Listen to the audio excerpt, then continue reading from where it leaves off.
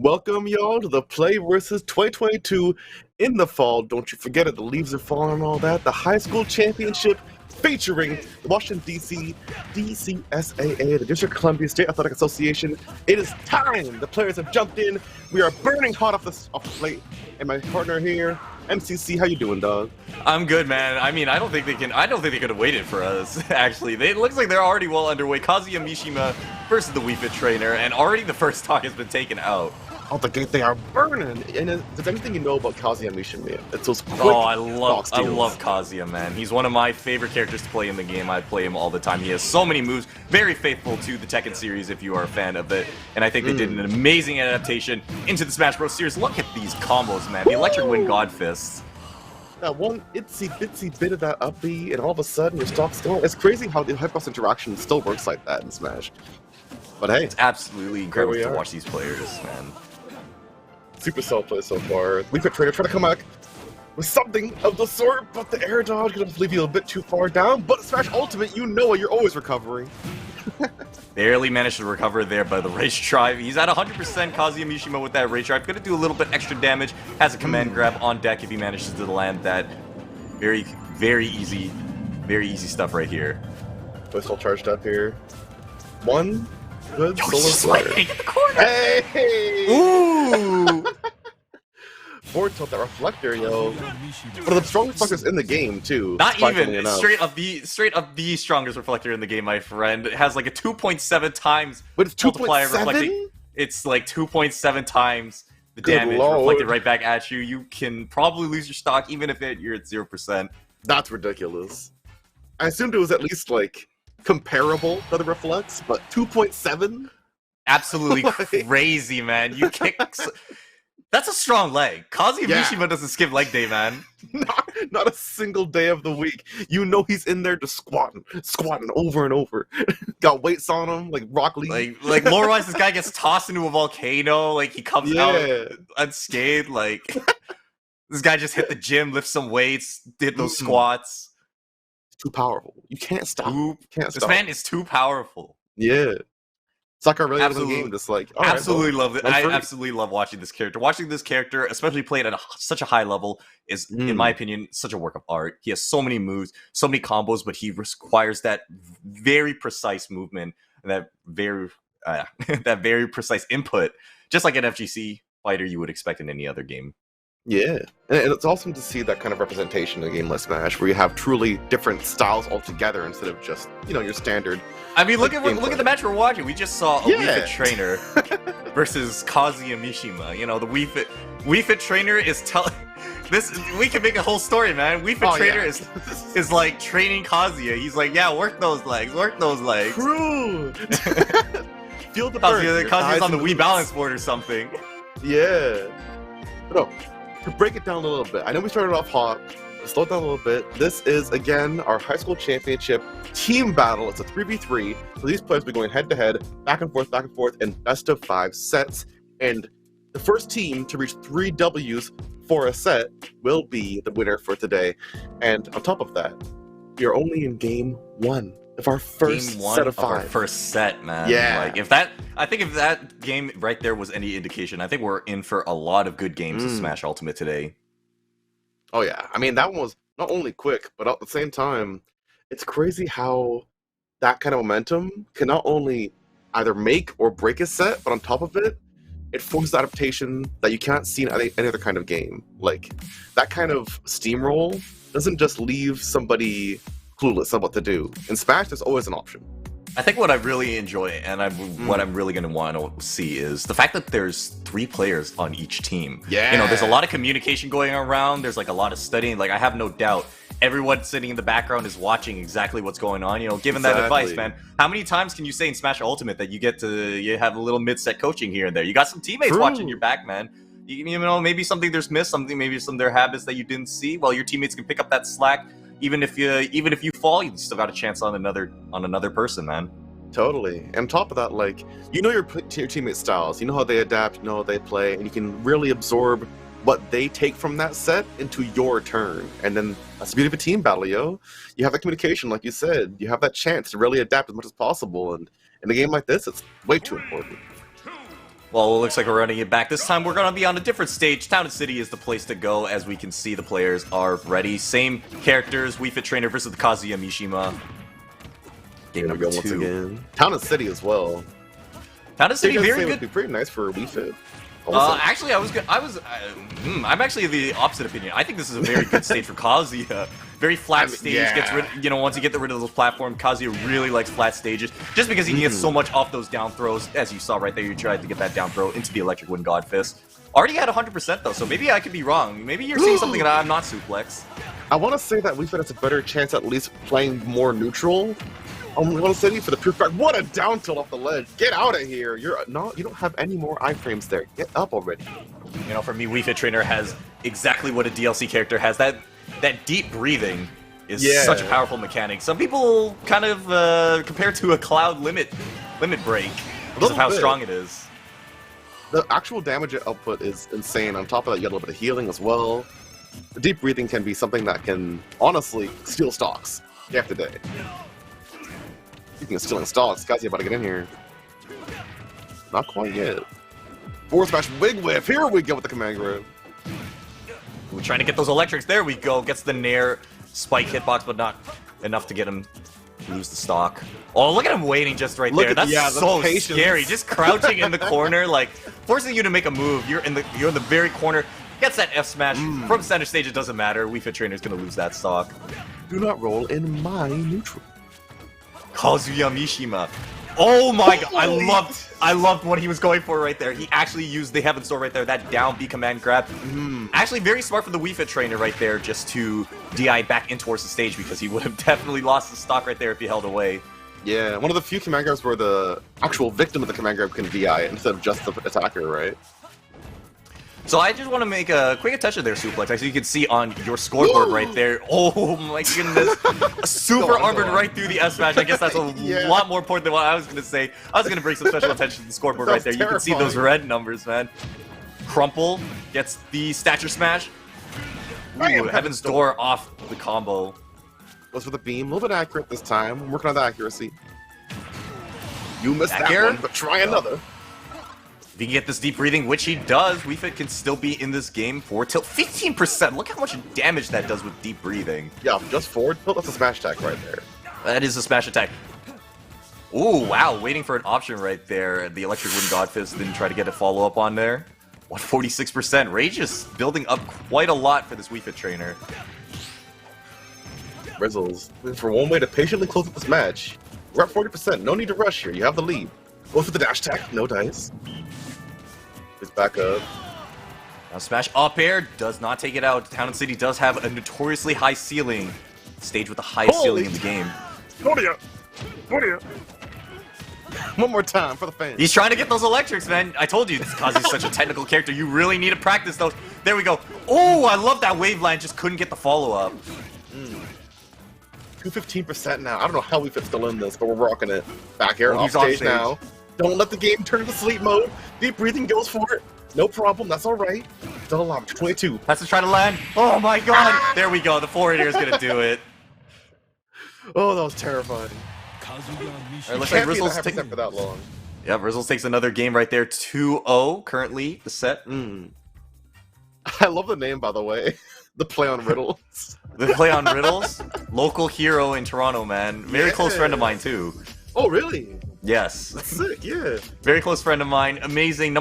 Probably debatably top 10 in the world. I can definitely see that he's probably a big fan. He definitely knows what he's doing with the Kazuya, but also don't discount the Wii Fit Trainer, man. Like, I really like what I was seeing right there. Just a few adaptations, and like I said, I feel like those teammates in the background, spreading that information, getting that matchup knowledge check, just figure out what to do here, and I feel like we can see a Game 5 at the end of this. And one thing also to consider at this point in the game is that team order can be a huge influence on this kind of match. This really reminds me of like a crew battle-esque kind of style. Yeah, you know, you're throwing in, you got to figure out, oh, do you want to save your best player as like for last in case there's that game 3 scenario or that that third set scenario in the whole match, or do you want to just let it go, control that momentum, get your best player in right from the start, be like, all right, this is what we have, this is our best, this is what we're throwing at you right here and now, and then we keep those reserves in the background, let them study up a little more, figure out those matchups. A lot of ways to go about it. It's crazy just how not only can you be flexible with the team order, we also have subs as well that we can actually get in here. We have a few subs in there as well. Yeah. Could always be a little bit of a wild card if they decide to substitute anyone in. Maybe they realize, hey, I feel more comfortable throwing this person in over this person just because I feel like they have a better character against this team. Totally, yeah. And then I guess my last question here is that I wonder if Dragons or Cadets put in their best player right away, right? I mean, the Cowsies are looking like they're pretty on fire. Wii Fit's already really good too. I think that's a good point. Like, for all we know, these could be like the smallest bottom player, and I don't mean that as an insult, because I'm sure these players are better than a lot of people that I already know, and they're playing at a level that I probably can't even imagine to begin to comprehend. That's crazy. Like, love to see just how much the skill curve starts swaying. I think it can only keep going up. It doesn't matter. I feel like every single one of these players, on some level or another, are all equals. It just depends on what their specific knowledge on each matchup is, and exactly who they play and how they utilize them. I think that's going to be the difference maker between each of these games. In a game like Smash, too, you don't only have a certain amount of like technical skill, but also, like you mentioned, the matchup experience can be the difference maker between over 70 characters, man. I feel like there's like 80 characters in this game. Oh like, yeah, I mean, I guess to have an understanding of every single individual matchup. That's a lot of hard work. That's a lot of time. Yeah. That's a lot of time putting in just to learn what a character can do to you. Not only that, but figuring out what your punish game is, what to expect out of the character, what your game flow is going to be. Each player is going to play differently. Each character might be different, but then the way each player will play that character will also differ. So there's a lot of factors. There's a lot of factors to watch out for when it comes to a game like Smash. But I think that's why this game is such a beautiful game and why so many people love to play it.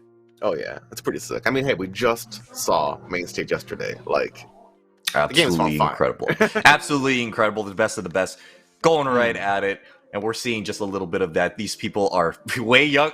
I hate to say it, Suplex. We're a little bit. We're pretty old, man.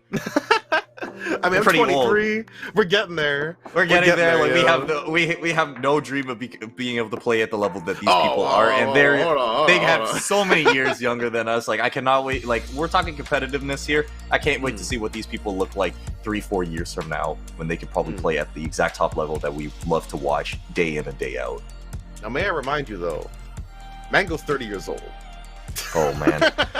I think if we're ever gonna I think if there ever was a person to say age is just a number, Mango would be him. Oh, totally. The GOAT for now and forever. Now, moving on, I am so happy to see Mario come out right now.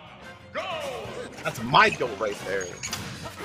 I actually do like this change, given that the stage pick is actually Kalos. Kazuya Mishima probably doesn't do as strong at the stage. Yes, it's a little bit flat, but the blast zone's bigger overall. Mario, very combo-centric character, likes to control a lot of space. Just gets out of a lot of disadvantaged situations. Also has a wall jump, can't forget that. Kalos has those side walls right there. On a stage like this, really fantastic recovery game.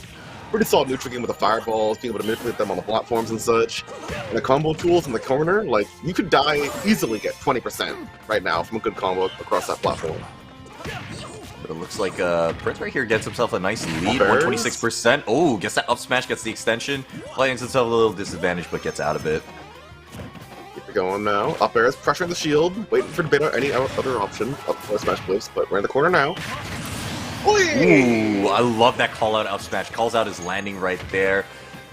Prince actually finds himself with a nice lead here. Serious priority on up smash too with the iframe. Mario has a hard head, man. Yeah. Can't even touch him. Can't even touch him on that head. Same thing with Wii Fit Trainer. Yeah. There's one more time. Fireball pressuring, gets the grab. Wii Fit. And alive with 3 stocks right now. Here comes the back throw. This up a little bit off stage, tries to find that up smash of his own, jabs right into the shield, couldn't get much bigger of a follow-up. We're about to see a lap in percent right here from Prince. Yeah, we're starting to see the one difficulty of Mario is that range, and the kill potential is not a problem, but it's getting in the range where you can properly land is the problem. Oh, I love that delay. That was that wall jump I was telling you about. Just delayed that recovery a little bit, mixed up the timing, allows him to keep his stock a little bit longer here. Fireballs again, just pressuring, forward tilt, down tilt. But again, you can't combo much, it's 170%. Mario ain't got much. Not much combo potential here. Just got to go for a straight raw option that'll take a stock away, and that back air is going to do just that. But Or reliable. 0%. Oh no, the Switch is sleeping again.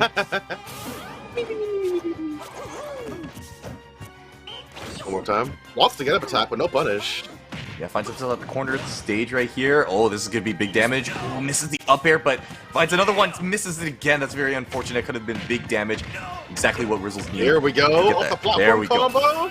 Into Look at that damage. Look at that damage. And he almost took the stock right there with 147% of rage, but good DI right there from Prince just to survive a little bit longer. 78% would have been very unfortunate to lose the stock as well, especially given the lead you have.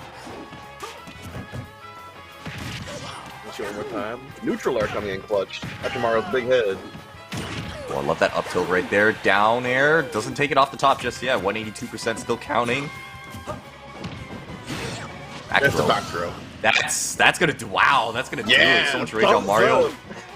Very edge of the stage as well. Perfect opportunity for Rizzles to find that stock, and now we're at 1-1.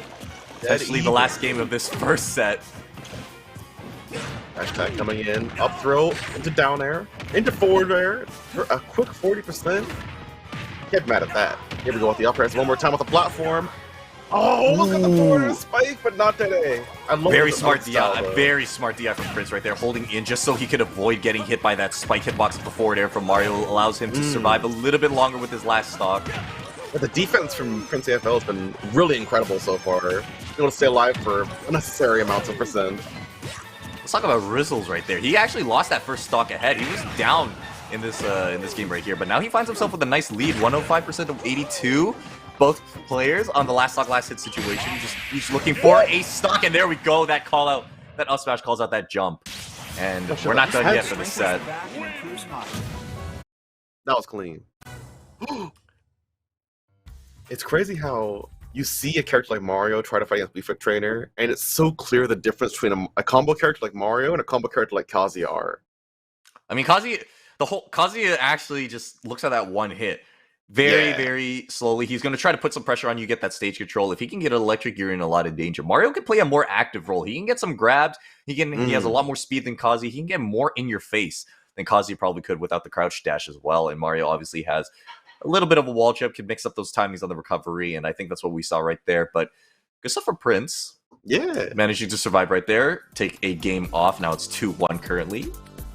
Yeah, only set one. It's already pretty heated. I'm not gonna lie. When you have a matchup like this, we're gonna be in for a long day, and I have no issues with that. The amount of skill we've been seeing so far, I love it. I mean, this could go to a game 5, and that would be at least 4 best of 5 sets. Like, dang. That's a lot of best of 5.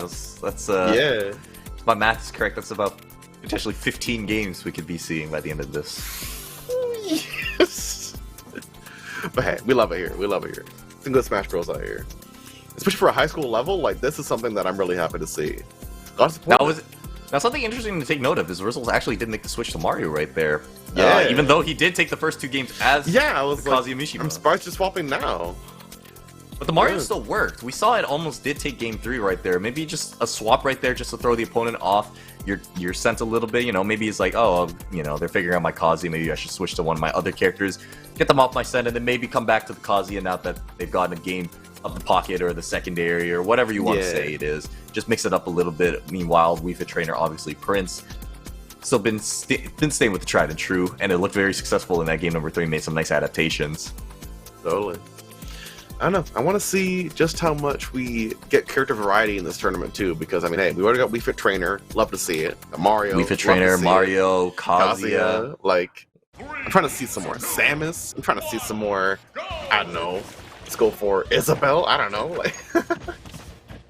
All right, sticking with the Mario right here. I like the decision just because of Battlefield. If you're from the Smash 4 days, Suplex, you know all about Mario from the Battlefield perspective. He loves these triplats.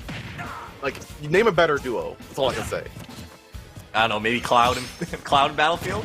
True. You know what? True. Oh, but a raw forward smash. Taunt afterwards, dude. Let him know. Let him know. Just caught him dashing in right into the sweet spot right there. That fire makes it so much more powerful of a smash attack. Managed to take that first stock, and he didn't actually. I don't think he actually took a percent right there. Yeah, it was actually quote unquote zero to death. Here we go. Name a better duo. It's too powerful. I'm telling you, Mario loves these platforms, man. These combo extensions are insane. Fireball approaching over the sun. Forward air one more time. Doesn't get the off stage. Ooh, caught on ledge a little bit too long. That dash attack gets rid of the infinity frames. He keeps down air. He keeps forward airing him, man. Just dribbling with Wii Fit right now. Can't find a hit. He can't find a hit right here. 10%. He's only jab reset. I thought he had the reset. I thought he had the reset. That was incredible. He got the read. He got the read off the fireball reset. Yeah. Let the roll in. Just get that down air. He's only been hit twice this whole game. Yeah, name a better duo. Swaps to Mario, like. Name a better duo, man. It's a Mario wrap. on Battlefield. Any Mario main's dream. Simply don't ban my stage, please. Grab though. We're not out of it yet. Prince AFL. You know they got some fire in them. You know they got that survivability, but the down air off the top. I'm sorry, it's too powerful. This duo, it can't be stopped. It can't be stopped. That game was probably no more than like a minute. I feel like I blinked and I missed that entire game. There was so much to digest there. Of course, that game-ending play right there on the top platform gets that down throw, that up air into that woohoo, that down air. Yeah. Takes it off the top. Mario Cyclone is too good. It's too good. I think what's very interesting about this format that we've actually neglected to go over, Suplex, is actually in the Smash community we have a term called DSR. Now that stands for funny enough, Dave's stupid rule, and what that rule specifies is actually the winner cannot go back to a stage that they previously won on. So when it comes to counterpicking stages, you have to keep in mind that you can't go back to a stage that you've already won on. And I think that's why we might have seen the Mario come out from Rizzles, because we saw if we look at the stage choices, Final Destination, Town and City. Like I said at the beginning of the game, both those stages, very, very good Kazuya stages. But then we look at the next two stages we saw come out, Kalos, Battlefield, very good Mario stages. I think with this format where you can't return to a previous stage that you won on, I think character selection is actually more important than we initially thought. That's a good point. And on top of that, like, actually, I haven't checked if we have Dave's stupid rule in the rule set, but I'm assuming we're going by it, right? We do. I'm actually looking at my little notes right here, and there is there is a specific section where we are explaining where the rules, and yes, to clarify to everyone watching that a winner cannot return to a stage that they previously won on, meaning that DSR is in effect. Yeah, it can be pretty brutal if you don't get the chance to properly initiate that rule, because I'm telling you, without it, characters run way too rampant. I mean, imagine if we saw Mario Battlefield 3 times in a row. Oh, imagine we saw Kazuya or something on Final Destination or Town City 3 times in a row. Like, I think for this kind of format, this rule set is perfect. We're gonna see a lot more characters come through. We're gonna see a lot more different variety of stages, different play styles, because each stage introduces an element unique to its own. Different blast zones, different mechanics, different platform sizes. Like, there's so much to digest just from a stage alone. Oh yeah. Let alone the character matchups on each individual stage. I know, we'll happen to see just how much variety we can get here, and on top of that, just how much players will be willing to adapt and properly utilize these stages to their maximum potential. I mean, hey, they're all there for a reason. And all the characters are designed in ways where you're able to abuse it. Take it to the max. Take it to the top level if you can. This is where the place to do it.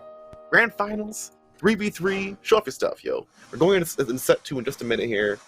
And I guess this is a good time for us to talk about it. So just to kind of quickly explain what the format is. We have 3 players on each side on each team, and then basically what we're going to expect is each team is going to throw in their own player, and then they're going to play a best of 5 set. Now they're trying to win a point for their team, and as we just saw the Rizzles, they just won a point for their team by winning the first best of 5 set. So it's currently 1-0 for the team of Rizzles. I believe they are Dragon's Rise. I could be wrong. I'm sorry if I am, but I believe Dragon's Rise currently up 1-0 in the bracket. It is a best of 3 for team points, but of course there's a 1-to-1 head-to-head matchups, which is of course a best of 5 individual. Right.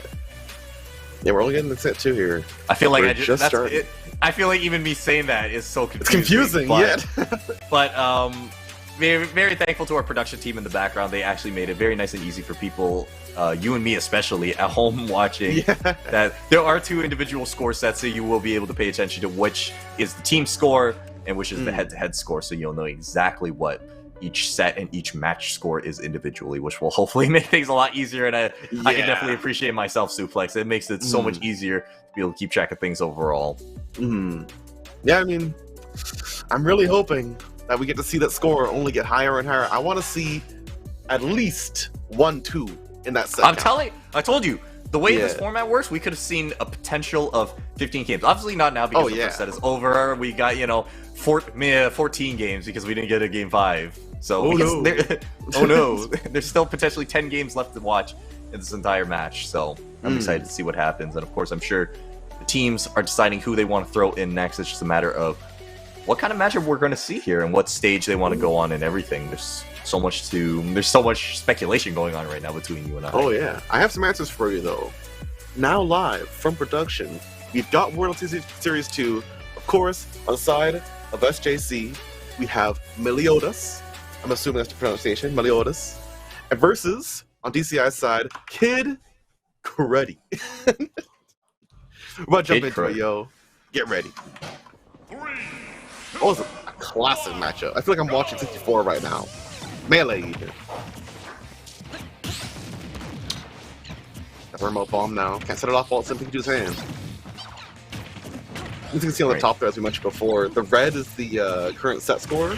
Yes, the red is the current set between these two players, and of course you see the team scores in the white next to those team names. So as you can see, I was correct. Dragon's Rise currently 1-0. They need one more point to secure a win here for their team overall, but we got to focus on the current set at hand. Pikachu versus Link. Pikachu, honestly, notoriously disliked by a lot of people, but he has so much combo potential. There's a reason why this character is considered one of the best in the game, but do not sleep on Link. This character, I've seen so many people at my locals, so many friends of mine make such good use of this character, and that is why. Look how strong that F smash is, taking Pikachu off the top with only 38% to his name. Yeah, that was a ridiculously low kill, but I mean, hey, it goes to show Pikachu's buried light, that tiny electric rat that everyone hates. But I mean, hey, when you get the chance to actually take away that stock at such a low percent, it was pretty good. It was pretty good. Very clear case of when life gives you lemons, man. You make lemonade, and now that you have a lead, Link as a projectile character doesn't have to approach as much. He can actually set up a lot of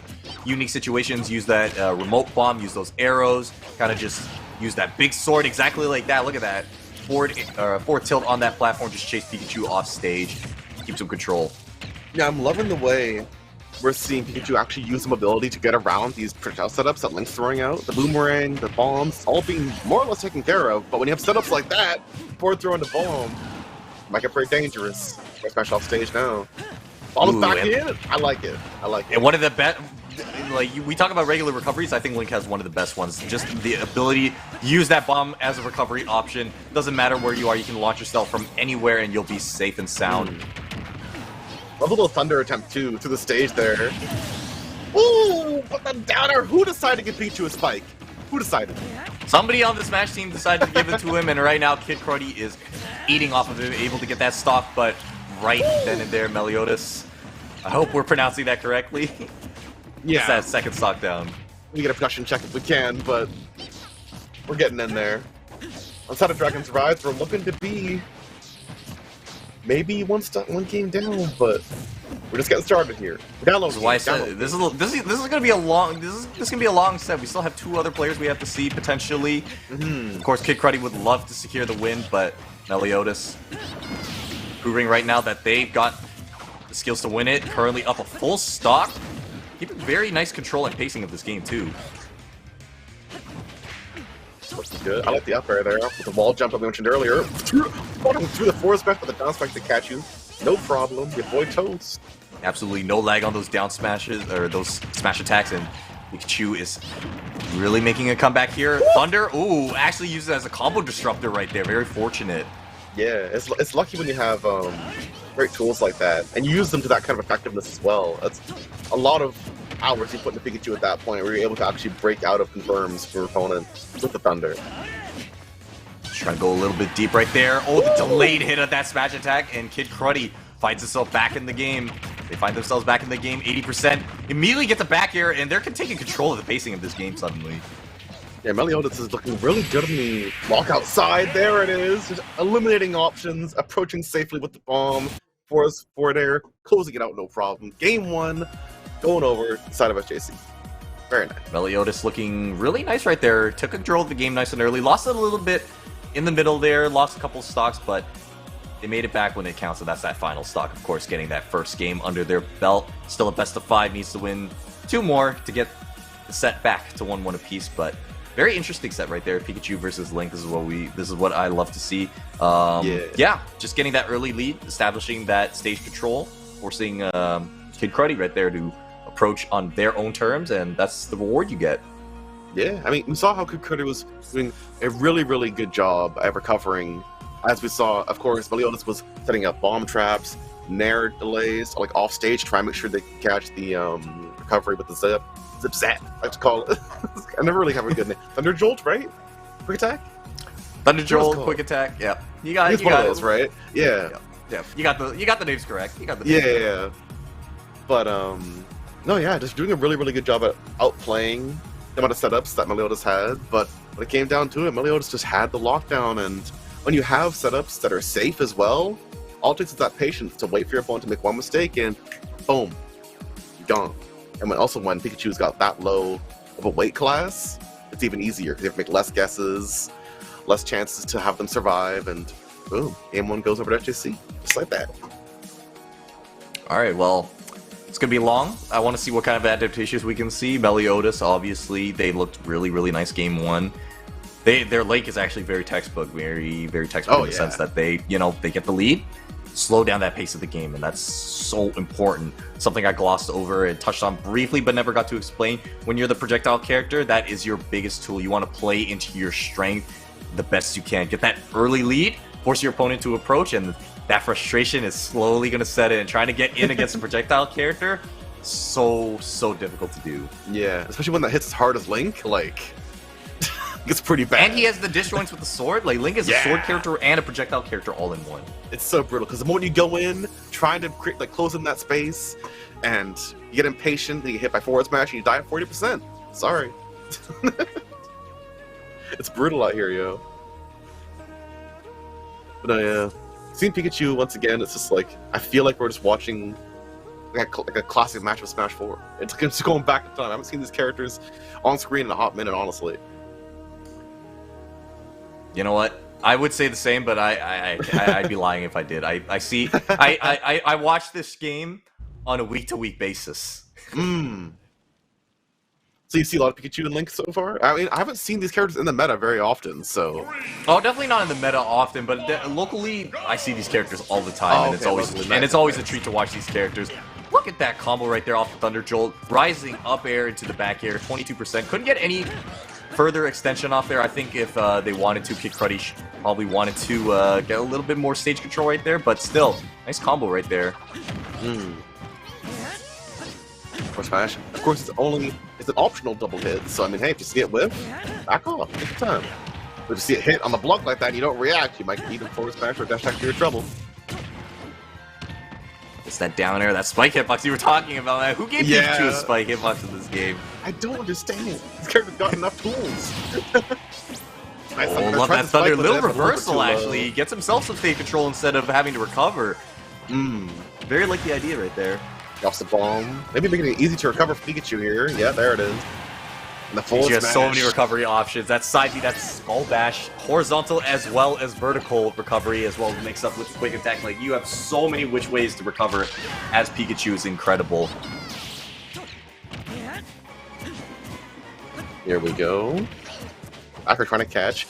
And that boomerang again, like we mentioned combo disruptors earlier with the Thunder, but the boomerang as well for Link is so solid.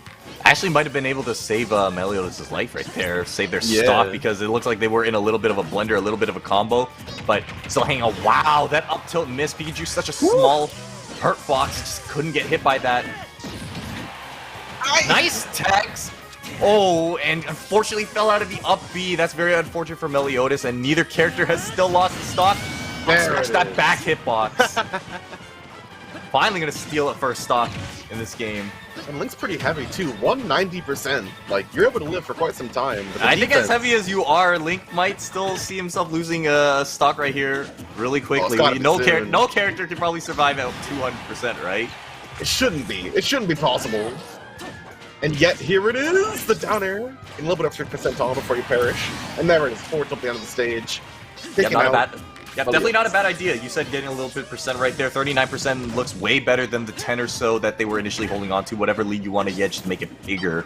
With that cushion going on. I figure you were always going to lose your stock anyway, so kind of go for those options that really don't make any sense. You never know if they could work out, especially if, again, you can just lose your stock anyways. You're at 200%, what do you have to lose? Oh yeah. This game is surprises. You can't just go ahead and go for the same old standard bread and butter. You have to think creatively. Nice little bombo there, up tilt in the air. Big Cruddy trying to even up that percentage. The Thunder one more time! Thunder, and that's going to take a stock! Woo!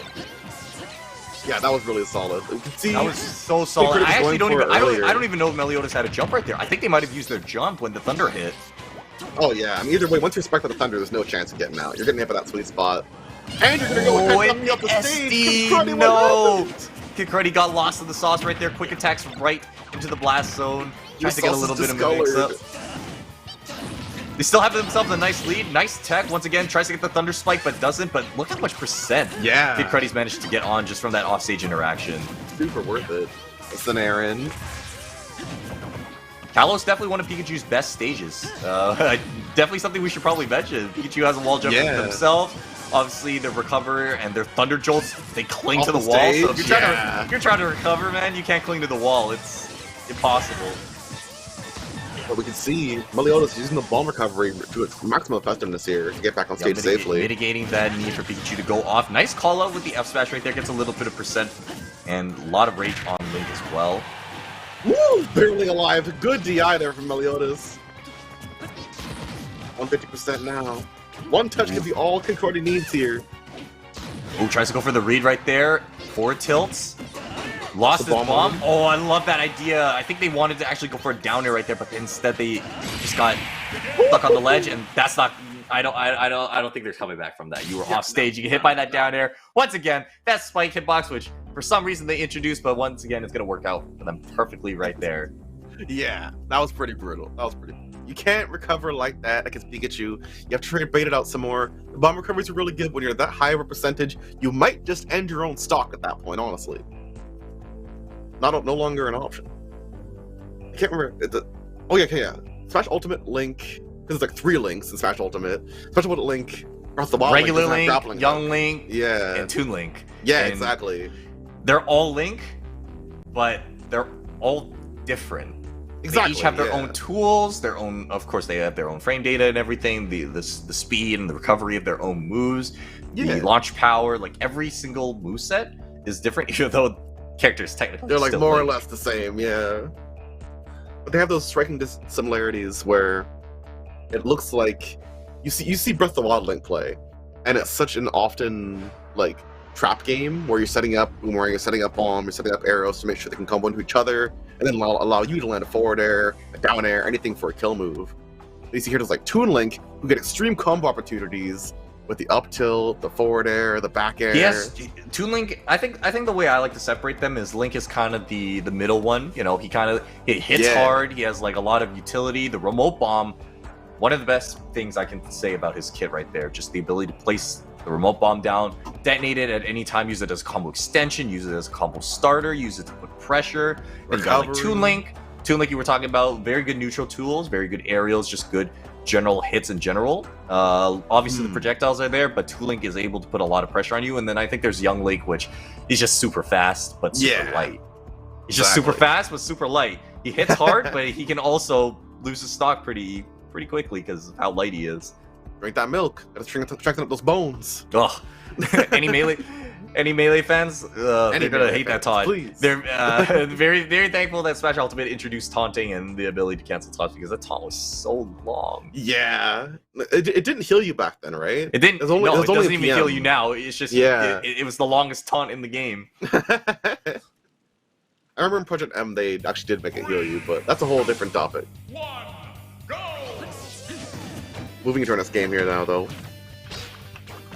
Up air, trying to catch the platform. You're in a bad spot right now, Meliodas, until... Escape option now. Towards the corner. There, trying to put on pressure. The forward smash. Creating space. Meliodas just wants to try and create at least a little bit of a safe zone. Oh, I love no that call out room to right there. breathe. Once again, calls out that jump. Kid Cruddy calls out Meliodas' jump. He jumps right into the spike hitbox of the Thunder, and Town and City, top blast zone, highest than any of the legal stages. Side blast zones, smallest. You don't want to be there. You do not want to get your stock taken from the side. If you have any character that has tremendous power, launching people to the side, Town and City is probably one of your best stages. Well, that's gonna be a regrab. Oh my god. Very fortunate for Meliodas. In case you guys didn't know at home, if you regrab the ledge without touching the stage, you don't have invulnerability. Kid Cruddy very easily could have just went back to the ledge right there and down aired and probably taken another stop. Very fortunate for Meliodas as he's able to keep his second stock intact and actually make a decent comeback right here, evening things up. The spacing on Kid Cruddy right now as well. I can't believe I just saw Pikachu up air beat out Link down air, but hey, here we are. Using that Skull Bash just to get back to the ledge safely. Woo! The forward smash almost connected, but a little bit too late. Meliodas looking for one more hit potentially. Ooh, finds himself at the corner. Kid Cruddy needs to recover. Nice quick attack angles, but doesn't matter. Meliodas calls out a jump in themselves. Kid Cruddy loses that second stock. Ooh, forwarder almost catches that stock, but not enough. Meliodas letting the lead here. Increase that lead. Bring up that percent cushion. That last stock situation. See, that's why I love that bomb recovery. Look how much distance he was able to get, but very fortunate for Kid Cruddy, able to catch that landing with a forward smash. Only 37%. There goes the platform's very flat stage. Now, Pikachu can probably do a little bit. Get those thunder setups. Of course, Link probably wants to get a little bit of projectile game in here. Without the platforms, there's no safe place for Pikachu to hide. Yeah, one good forward smash or up smash here, and that could be the game. Boomerang. Creating that space one more time. Taking care of the Thunder Jolts. Oh, go for the up air. But there's the up smash. Not quite enough. Like you mentioned, that top blast zone so high up. So high up. It doesn't matter what percent you are. You're probably not going to lose a stock so easily. Look how close that Thunder was. Inches away from taking Meliodas's. But instead, Meliodas finds that forward air. And he managed to get to game 2-1 now. Very nice, very nice. SJC coming in clutch. 2 games up in this set right now, potentially moving on to get their first game win, their first set win. Get their first set win, bring things back to a 1-1 scenario. We're in a game 4 right now on this head-to-head match, so a lot of games to be played and some nice adaptations for both sides. It was kind of a back and forth right there. If we're going to go by a pattern, then obviously we can expect Kid Cruddy to win right there. They did make that adaptation, obviously, on the previous stage. Kalos, very good Pikachu stage. Brought things back to Town and City. Bigger stage, Link has a little bit more setup room. I think that's why they decided to go for that stage. But once again, got to remind everyone, you can't go back to the same stage you've already previously won on. So, can't do it. So you got to think very, very strategically. Where do you want to go for these last 2 games? And does your character reflect the advantages you get on those stages, or do you want to make some kind of pick like we saw in set number 1? True, true. I do imagine we can potentially see FD if we allow Meliodas to really get the stage pick here, and it's not banned already, of course. Because as you're playing Link, you want to create that space, and platforms don't do too much for you when you're trying not to die at 40% to Thunder. It's difficult for a character like Pikachu because you get those Thunder setups, when the stage is flat, like Final Destination. We saw it on Kalos. Obviously, the 2 platforms are on the very edge of the stage right there. But of course, Battlefield itself, small battlefield, stages like those, Town and City, when the platforms are obviously there, Smashville. Pikachu still benefits from platforms because he has combo extensions by landing or using those platforms as extensions to just keep juggling the opponents. So Pikachu can make it work both ways, especially because you don't necessarily need a flat stage just to get that Thunder combo. We saw that a lot of the time Kid Cruddy was just calling out jumps, landing those Thunders, and it worked out for them. So I feel like it's a very difficult decision to figure out what stage you want to ban right here. I think it's more personal preference, and we're going to see exactly what they pick. See if you're right. Let's see if they do go to FD. Small battlefield. Little mix. Little bit of a mix. Flat stage, but you don't have that top platform just like regular Battlefield. That's very neutral stage, I'd like to say. Actually, I can see this working out for Link as well, because the platforms are so low. The sword disjoint is going to be beautiful. Trying to catch Kid Cruddy landing on them. Not only that, you have a place to put that bomb. You have a place to put the remote bomb. You can just cover an entire platform under and above it by putting a bomb on there, just like that. See, puts the pressure on there. Look at this. Look at Meliodas right now. Absolute 0 on the board. There we go, taking their first hit.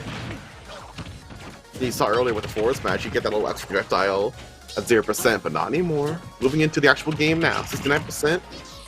Incredible with that blessed percentage right now. The luck is on their side, never mind.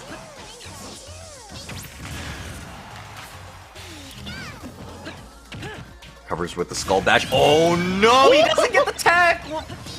The remote detonation. All the way down there. Got stuck on the ledge a little bit too long. I did bring it up earlier in this set, but I think it's worth bringing up again. You cannot hang onto that ledge forever. You got only a few seconds before that invulnerability goes away, and that's exactly what happened to Kid Cruddy. That bomb does have a hitbox when it's bouncing up and down like that, and I don't think they expected to need to tech the stage, so very fortunate for Meliodas. This barely couldn't make it. Either facing the wrong way or just not high enough. I think it was just not high enough, but I did like the idea right there, realizing that they weren't high enough to try to just reverse the up B right there. We actually saw that that little extra damage is going to go a long way because that up smash from Meliodas is going to take that second stock, and we're one game away from being tied up 1-1 in this set. Looking good now. Trying to push for those forward airs. Don't get too greedy now. Meliodas can't get impatient.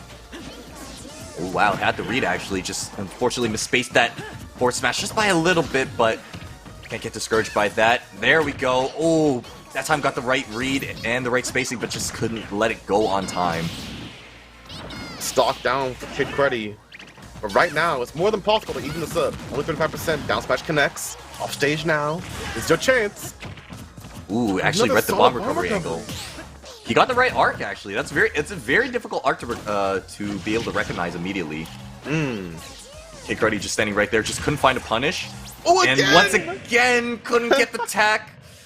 And we're going to be tied at 1-1. The cadets are going to be tied against Dragon Rise 1-1 apiece. And they're going to throw in their third player. So, here we go. That's 8 games in. And only 1-1 in the set right now. Both teams obviously have 1 point to their name. This is looking delightful. See, this is what I'm talking about. I was talking about at least a 2-1. And here we are.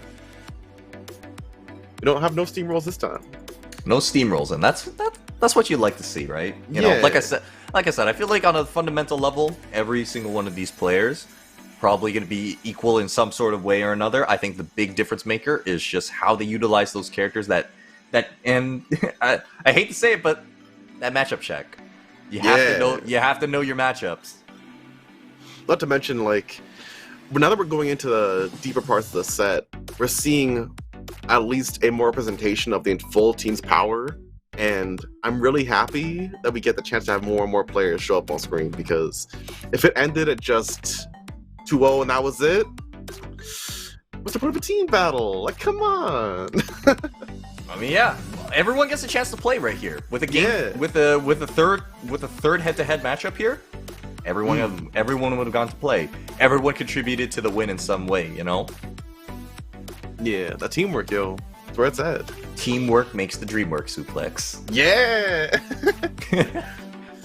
No, it's nice. I mean, like, you don't often get to see team formats in fighting games in general, and in a high school setting, and on top of that, in a tournament setting, it becomes something that's not only extremely valuable, but something that enhances the experience that much more, right? I think you hit the nail on the head. All right. Thankfully, we got the incoming from Prod. We have the next 2 players. It seems like from SJC, we got ya boy Toast, and of course, he's going to be playing against A. The best and first letter of the alphabet, you know it. Why did they call it the A team? The A team? Because, I don't have a response to that. I honestly don't even know how to respond to your first thing. Like, you're just the letter A. Yeah. Like, that just says so much. Like, he's an A player. He's an A-list player. You got it. See, exactly. That's all I'm talking about. Like, you wouldn't put C as your tag. We get a C? What? Nah, we A. We're A out here. Top level player. Top performance is right here. Oh yeah. And think we're just waiting for their character selection, obviously, and once again, we're gonna figure out what the stages are. Let's track it right now. I think there are just a few stages we haven't seen yet. Some stages to keep note of is actually there are 2 tri-flats. Ooh. There's Battlefield and there's Yoshi Stories. Oh, I would love to see Yoshi's Story. Yoshi Story is a stage that I think you and I, at least in particular, we haven't seen in a while because in the competitive meta, both locally and obviously globally, we don't see Yoshi's Story a lot, but of course it's still a competitive stage. Yeah, it's a stage that a lot of people still play, you know, locally and their own tournaments, just not as much globally, but it does have its own unique layout. Of course, it's very similar to Battlefield because of the tri-plat layout, but blast zone-wise, a lot smaller than Battlefield. It has walls like Kalos. It has those little slants at the very edge of the stage, so you can get some very unique launch angles. Melee players, eat your hearts out. Of course, you love this stage. I love Yoshi's Story. I mean, alone for the fact that I play Mario and fireballs have actual. Oh, of course, then you love Yoshi's Story. You're a Mario. Not only is a Mario stage because of Yoshi's, you have 2 tri-flats to pick from now. Yeah, that's what I'm talking about. I mean, it's so cool to be able to manipulate with ramps too, because projectiles are affected by it, right? Yep, so you'll projectiles see are like infected. fireballs. Yeah, that's actually a very good bounce point. off them in unique ways, and so even like link setups, as we saw earlier with bombs, boomerangs, could be a lot more difficult because that bomb will just roll right off with the slant. Like, but also you can't could have be the bomb nice setup.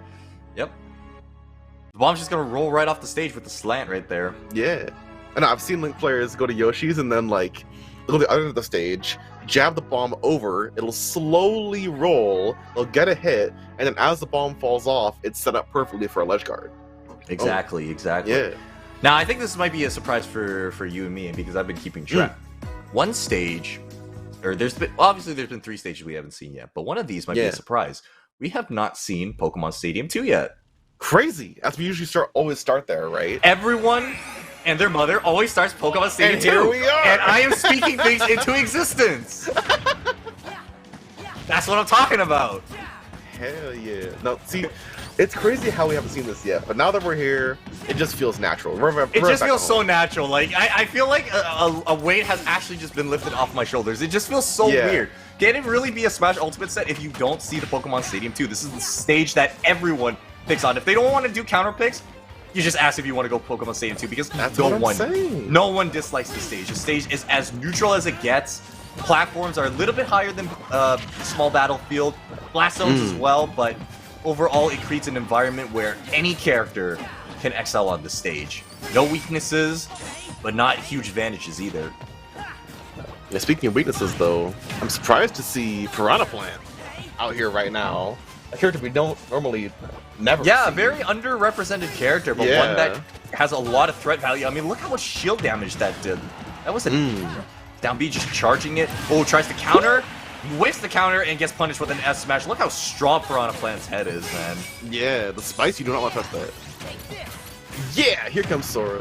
Trying to get those combos off, but no dice. Now, Piranha Plant being one of the true zoners, I'm going to be interested to see how A can deal with actually getting in here properly and safely, being a floaty character. It's going to be difficult as well, because that Patui is actually going to be able to block any of the projectiles that Sora throws at him, particularly that Firaga right there. You can see if he throws Patui and it's on the ground, Firaga is just going to get eaten up. But of course, Patui itself is one of Piranha Plant's best extensions, one of its best projectiles. Yeah, on top of that, the spike balls, it just come out frame 1, so you can be in the air, match it, trade, and still get a hit. Yep, absolutely. Dash attack, ooh, very dangerous. Sora's an extremely light character, too.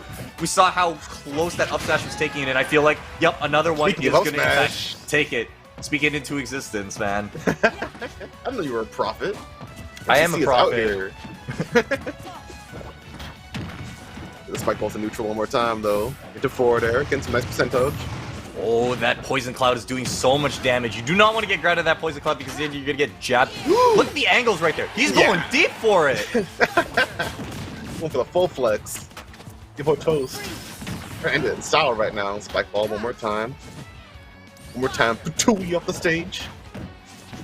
Patui just putting pressure on it on the side. That F smash. Oh, tried to get a little prediction in with the counter, but smart from your boy Toast.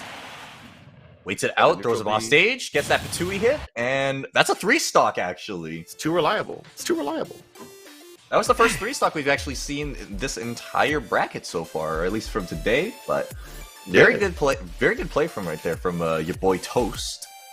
And here I said piranha plant and weakness in the same sentence. Like, what am I talking about? I think I like the way I said it. A little bit of a misrepresented character. Definitely a lot of definitely a character I'm sure a lot of people would like to play, and obviously they lab it a lot. You know, there's of course I'm sure there's tech that you and I don't even know of right there, but keeping it to tried and true from what I saw from your boy Toast, and they kept it tried and true, and that's exactly what happened. They kept a level game plan, then allowed A to really get anything going. Just played it patiently. We saw a lot of counters coming from A in particular, actually. Just you gotta watch out for those.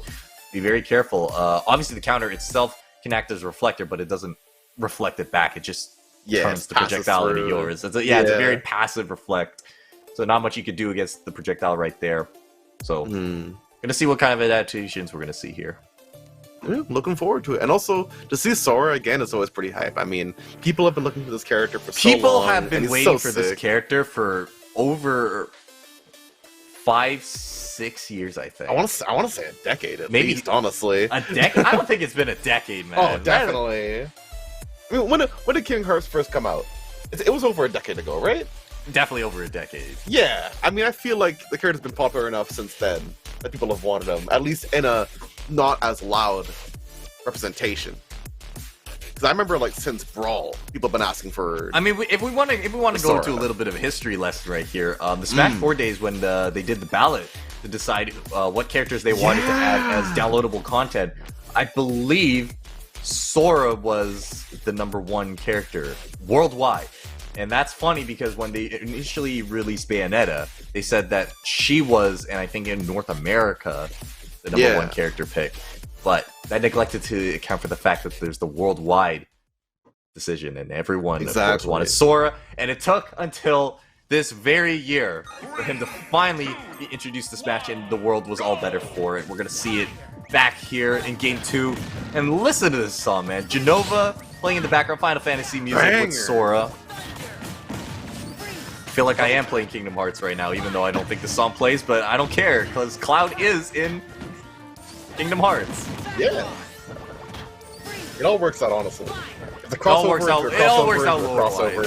It all works out lore-wise. Everything's canon, who cares? Everything's canon in Smash, man. We see a plant fighting Sora. Yeah! The jab's coming out now. For some offstage action. Keep it simple now. Yeah, I like the adaptation. I think A's playing a little bit slower, using those projectiles a little bit. There we go. That's the kind of counters we need to see right there. Wait for your opponent to be put in a pressure situation first. Well, extra clean. A looking more than ready to make this comeback right now. We're only in Game 2 of this set so far. Anything could happen. Oh, someone comes off the platform. Yep, trying to get down now. Yep, of course, Battlefield itself is probably going to benefit Sora a lot. Gets a lot of combo extensions. Nice. Wait right there gets the... Well, unfortunately, not the sweet spot. That up smash, but still, it's going to be percent, and you're close to lapping, but... Ooh, a little bit risky right there. Just elected to not up B towards the stage. Didn't snap, and that allowed your boy Toast to get that 2-frame down smash. Very nice. Tui, just holding on to it. That's the platform. Harmless. Yep, didn't have to do anything. Just waiting it out. I love A just blocking out that Blizzaga and waiting for the boy to actually approach. Easy freeze, easy damage. The Poison Cloud now pressuring. And it's so hard to see through it.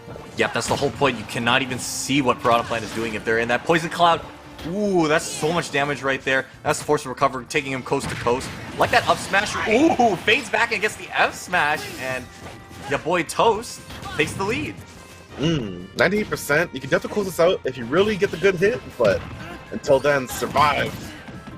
40% already from the Patui and the little mini combo. 58% stocking up. You just see on the back foot. This might be a wrap. Forced him to air dodge right there. Took 74% of his troubles in the end, and that's a lot of damage.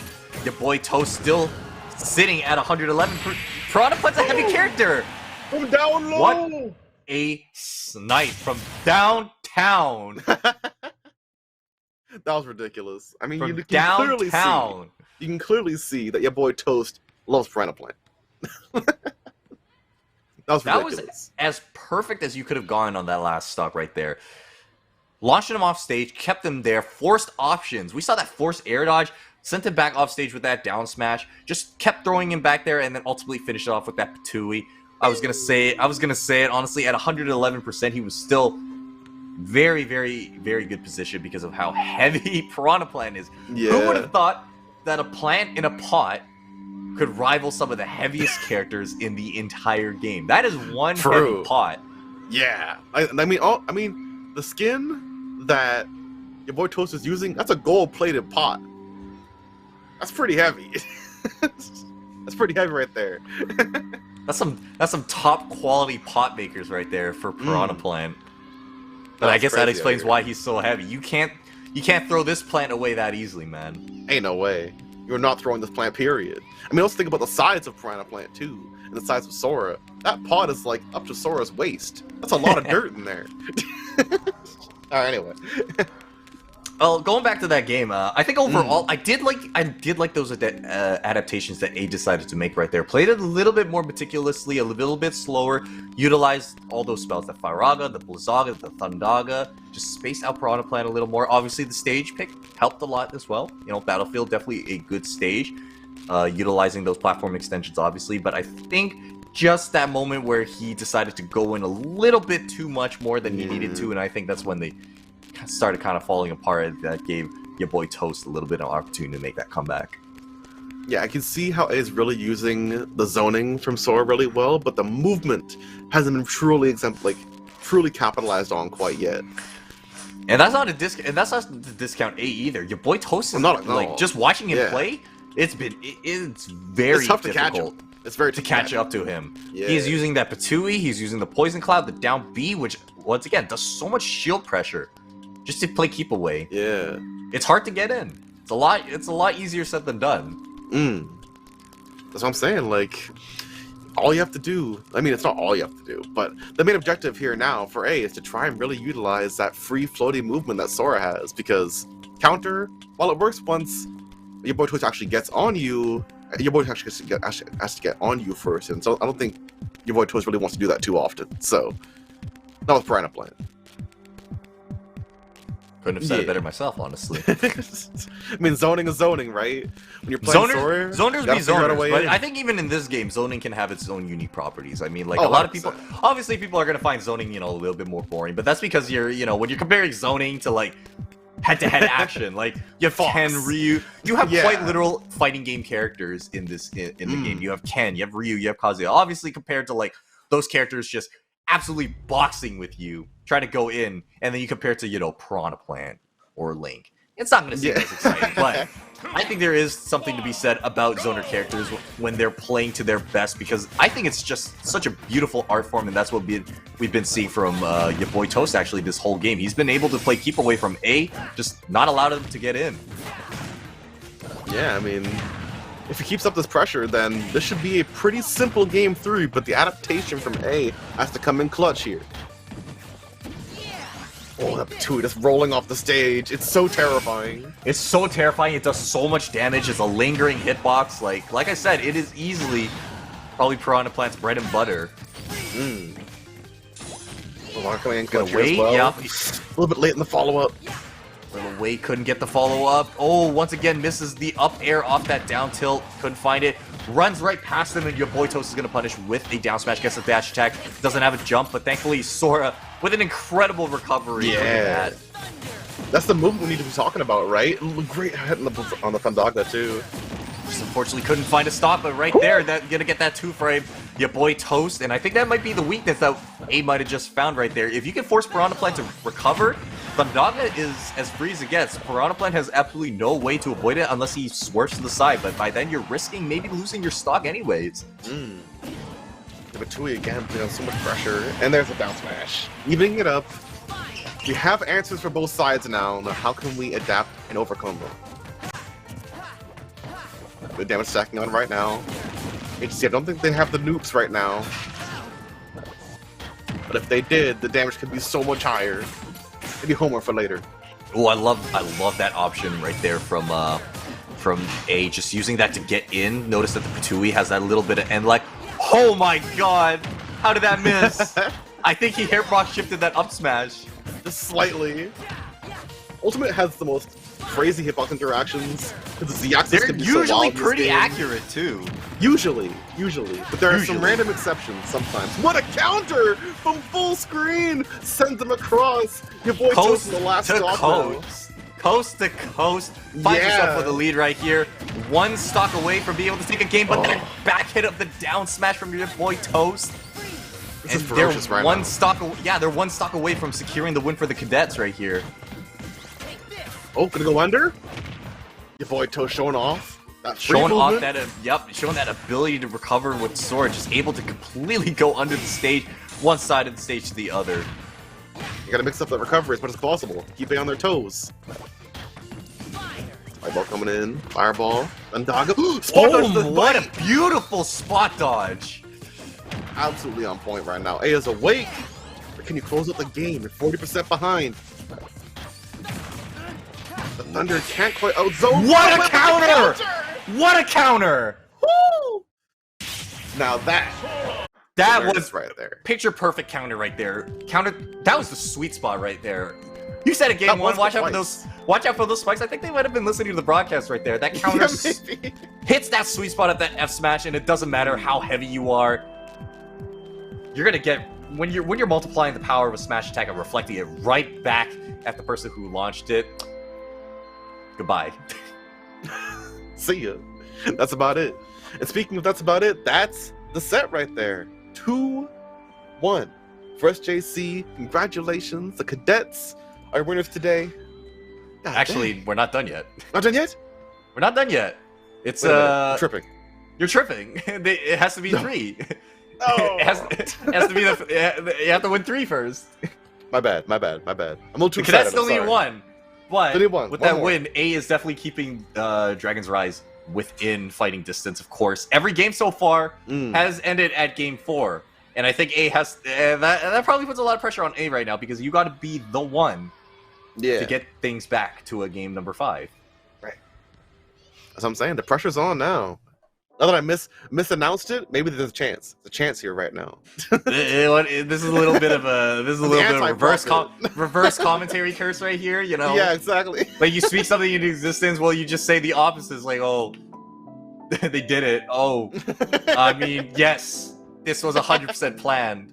I meant to say that. You know what? I have the power to rig brackets. I didn't tell anybody, but now I'm going to tell them. Oh, this is the most powerful commentator on the planet Earth right now. No, I can't. I don't have that much power. These players have way more power than I could have this week. I'm telling you right now. Your boy Toast and A fight to the very end right now. 2-1 in this set. Alright, well, looks like they're going back to Pokemon Stadium 2, and can we really blame them? It's Pokemon Stadium 2. I mean, all reliable. Oh, I love that little fade back from A right there. Just faded back, avoided the Patui, and actually managed to get a little damage and stage control. A lot of interaction right there, but comes out on top. Yeah, looking good.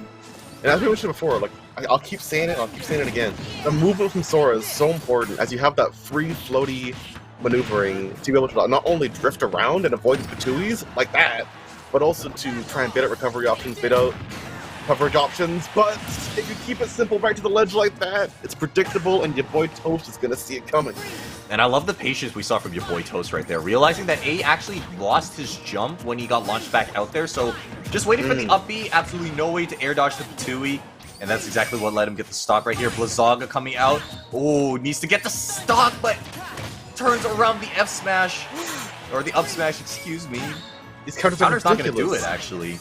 Yeah, not sure what your boy Toast even caught with that counter there. Let's go smash, not quite enough. Good blocks. Your boy Toast staying on defense right now, so 179%. 190, we're still living. Dash attack's still not going to do it. Thundaga, the armor from the down B from Piranha Plant, still not going to do. Dash attacks right into the shield, and that's going to get your boy Toast get some stage control back. Sonic Blade. Oh, Blizzaga. You have to get that knockback in there. No, he fell out of it. This recovery is ridiculous, though. He's too high percent. I think the Thundaga just did too much knockback to him at this percent. I don't think... Yeah. All the hits just couldn't connect. Sora needs to find another way to take the stock. Your boy Twist is getting away with murder right now. 25%, 44 He's playing on so A careful right now because Piranha Plant at this has nothing to lose. You're at max rage. Of course, you're Sora as well, so you're super light. Like, I feel like a smash attack would be able to take Sora's stock right there, and very fortunate for A. Finally, that dash attack is going to take the stock. Look at the fight. A little bit too committal, maybe. A ready on the ledge guard here. Defense from your boy Toe, staying alive. No easy edge guards today. Ooh, wow. Love that dash attack off the Firaga. And that's going to even up the game. Percent-wise, I mean, let's remember 2 seconds ago, your boy Toast is sitting at 200%, man. Yeah, like... And suddenly, suddenly the percents are even. Surprisingly even, yeah, for how different they were just a moment ago. Good throw off stage now. 2E. Not gonna pressure too much. A little bit of that stage control. Finds himself back to ledge. Nice wait. Oh, it's not gonna fall for it again. We saw him fall for the roll in on the fade back smash attack in the previous games, but didn't fall for it there. Up throw might take it here. Oh no! Quite enough. What the 2E? Catching the falling there. It's not gonna work. When you have a calls out that downer with the 2E. Right up in the air, and once again, your boy Toast, 1 game away. Ooh, 1 stock away from taking it, but A, trying to force a game 5, something that we have not seen today. Good recovery there from your boy Toast, or from A, I'm sorry. Good down smash as well. Your dodges, has no jump, yep, forced the Sonic Blade right back into the stage. Attempt building so fast. Wait, am I seeing noob attempts? Hold on. Hold on. Don't tell me. It's a frame 3 jab coming out for Piranha Plant, just keeping stage control. Down smash, couldn't find a punish. He has no jump. No, he didn't do the cancel. He did not do the cancel off the up B. He didn't do it. He didn't Sonic Blade cancel into the aerial sweep. Aerial sweep still puts you in the free fall if you don't cancel. Yeah. The Sonic Blade just waited a little bit too long, and that is gonna do it. Good stuff. Good stuff. It was a good attempt, but it's so heartbreaking when it happens like that, right? Trying to outplay your opponent, trying to delay, and then just... Especially when you're playing so well. Like, towards the end, you were playing so nicely. You lost a little bit of stage control right there. Just had to find a way back, but a little bit of mistake. And unfortunately, that one mistake cost them the last stock, and that's exactly what they needed to seal the deal right there. Yeah, no. For the District of Columbia Sports Athletics Association, State Athletic Association, your champs today are the FGC. I'm telling you. I'm telling you. This is what's happening, yo. Now you can say it. Now I can say it. Now you can say it. I'm telling you. Cadets like, have officially taken it.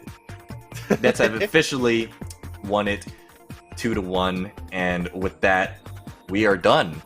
Yeah, no, really amazing plays from these players so far. Like, I want to say thank you so much for the players for coming out, showing your stuff, playing your absolute hearts out on a team that you love playing with. Like, for the PlayVS Fall 2022 High School Championship here with Smash Bros. Ultimate, like, can't ask for much more. It's beautiful. I mean, obviously we have to thank everyone working at PlayVS. Obviously, the people at TGS who are working behind the scenes in the production, and obviously, you know, yelling at you and I to make sure that we stay on track, to make sure that we know the players. I mean, everything you see here is because of the team behind the scenes, the people you don't see working with us except the 2 of us on camera. So on their behalf, we'd also like to say thank you to everyone. And I don't think there's anything left to say, Suplex. I think you kind of nailed everything else on the head. So that's really it. We love production. We love coaches. Everyone had a hand in this, and I think overall it's just been an entertaining day of Smash Bros. Ultimate gameplay. We got more though. Hold up. We do have more. This is the end. We have more in just about an hour, so don't go too far. We'll have more Smash Bros. Later in the day. But for now, yes, indeed, that is about it. MCC, it's been a great time. I'm Suplex. It has been great. Find me on Twitter at Suplex. MCC, where can we find you, dog? Yeah, you can find me at Shout on This on Twitter, on Instagram, wherever you want to find me. You know, I'm everywhere. Yeah. Well, yeah, no. That's really about it for now. Some great Smash Bros. Play. Thanks again to the players, coaches, production, PlayVS, everyone. It's been a good day so far, but we're not done yet. We'll catch y'all later today.